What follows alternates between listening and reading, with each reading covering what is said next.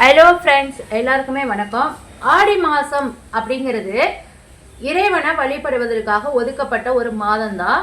ஆடி மாதத்தில் எந்த விதமான சுபகாரியமே நடத்த மாட்டாங்க. ஆடி மாதம் முழுக்க திருவிழா, சிறப்பு வழிபாடு, இப்படி அம்மன் வழிபாடு தான் அதிகமாக காணப்படும்.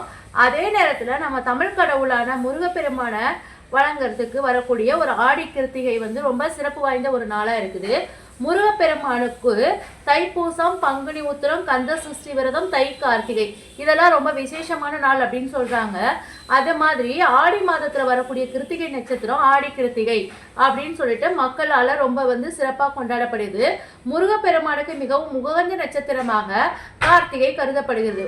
ஒவ்வொரு மாசமும் கார்த்திகை வந்தாலுமே ஆடி மாசத்துல வரக்கூடிய கார்த்திகை நட்சத்திரம் ஒரு ஸ்பெஷல். ஆடி மாதம் அம்மனுக்கு உகந்த மாதம் அப்படின்னு சொல்லுவாங்க.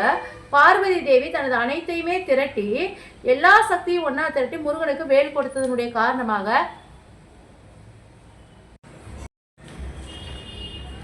சிவபெருமானுடைய நெத்தி கண்ணிலிருந்து வெளிப்பட்ட 6 அக்னிகள் சரவண பொய்கையில 6 குழந்தைகளா உருப்பெற்றன. பின்னர் அந்த 6 குழந்தைகளையும் கார்த்திகை பெண்கள் தாளாட்டி சீராட்டி வளர்த்தாங்க. அந்த கார்த்திகை பெண்கள் தான் கார்த்திகை நட்சத்திரங்களா மாறிட்டாங்க. இதன் காரணமாக தான் கார்த்திகை நட்சத்திர நாள் முருகப்பெருமானுக்கு ரொம்ப விசேஷமா கருதப்படுது. மேலும் கார்த்திகை சூரிய பகவானுக்குரிய நட்சத்திரமாகவும் இருக்குது. ஆரோக்கியத்திற்கு அதிபதியான சூரியன் விளங்குவதனால கார்த்திகை நட்சத்திரத்தினால முருகப்பெருமானை நம்ம வழிபட்டோம்னா நமக்கு நல்ல ஆரோக்கியம் கிடைக்கிறதோடு நீண்ட ஆயுளையும் பெறலாம். கார்த்திகை நட்சத்திர நாளன்று விரதம் இருந்து வழிபட்டா அழகு, அறிவு பெருகும் அப்படிங்கிறது நம்பிக்கை. அதுலேயே ஆடி மாசத்துல வரக்கூடிய கார்த்திகை நட்சத்திர தினத்தன்று முருகன் கோயில களை கட்டிடும். குறிப்பா முருகனுடைய அறுபடை வீடுகள்லயோ சிறப்பு பூஜை, அபிஷேகங்கள் ரொம்ப வெகு விமர்சையா கொண்டாடுவாங்க. காவடி எடுத்துட்டும் பக்தர்கள் போவாங்க.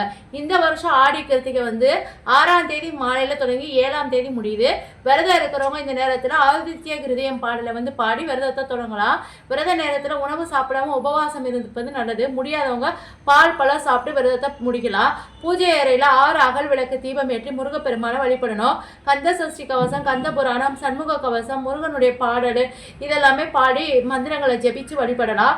ஆடிய கிருத்திகை அன்னைக்கு காலையிலையும் மாலையும் முருகனுடைய கோயிலுக்கு போகலாம்.